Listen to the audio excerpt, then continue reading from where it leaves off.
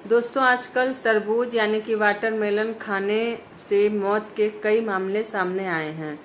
लेकिन आम तौर पर तरबूज खाने से किसी की मौत नहीं होती, क्योंकि ये सेहत के लिए बहुत फायदेमंद होता है और पानी से भरपूर फल होता है।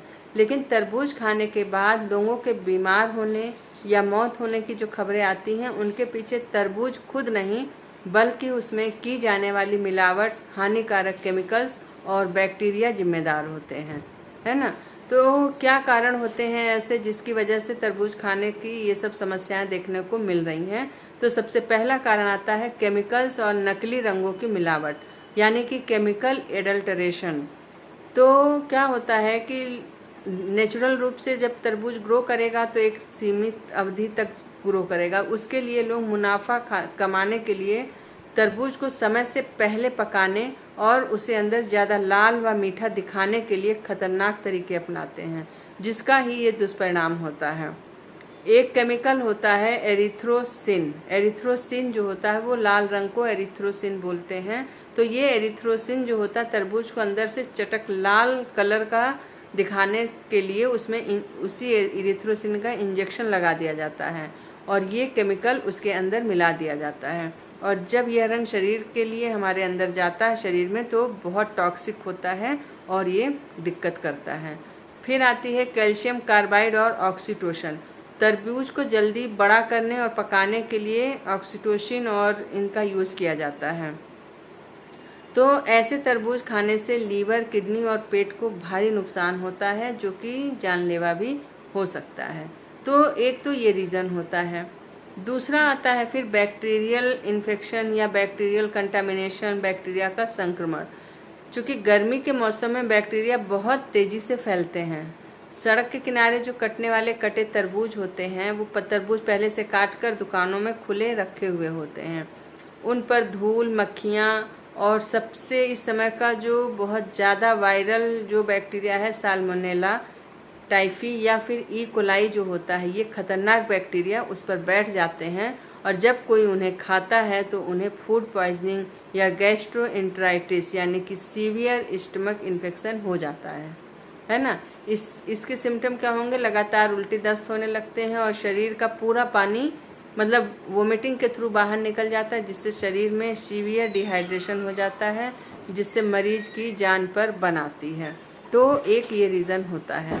तीसरा होता है तरबूज खाने के तुरंत बाद पानी पीना।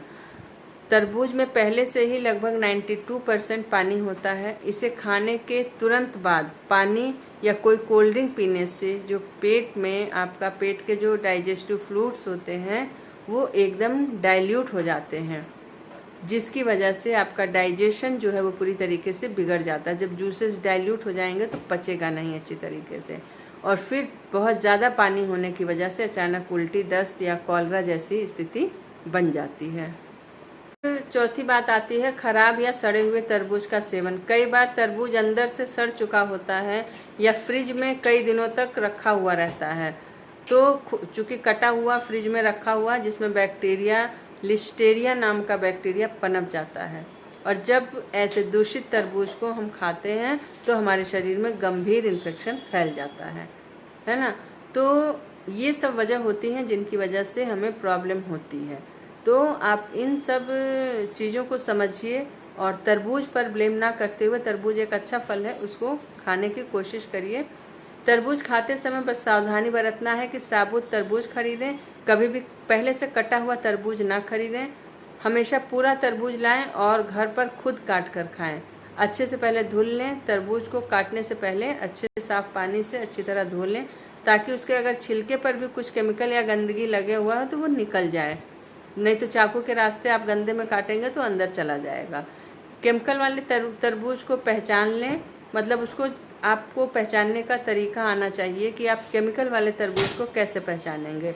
अगर तरबूज काटने पर उसके अंदर का हिस्सा ज़रूरत से ज़्यादा गाढ़ा लाल चमकीला दिखे, उसके बीज सफ़ेद हों या बीच में कोई बड़ा छेद, इंजेक्शन का निशान दिखाई दे, तो उसे बिल्कुल ना खाएं। समझ जाइए कि उसमें कहीं से एडल्ट्रेशन किया गया है। और तरबूज को तुरंत खाएं, काटिए, तुरंत खा लीजिए, ज़्यादा देर तक मत रखिए, क्योंकि कुछ ही घंटों के भीतर में उसमें बैक्टीरिया पनप सकते हैं। इवन आप उसको फ्रिज में रखेंगे तो भी। तो इन सब सावधानियों के साथ आप तरबूज को खा सकते हैं और अपने को हाइड्रेट रख सकते हैं और अच्छे भले फल को आप अपने डाइट में शामिल करिए, है ना। तो आई होप वीडियो अच्छा लगा होगा, और अच्छा लगा है तो लाइक कमेंट शेयर ज़रूर करिए। पेज पर नए हैं तो फॉलो कर लीजिए। Thank you for watching.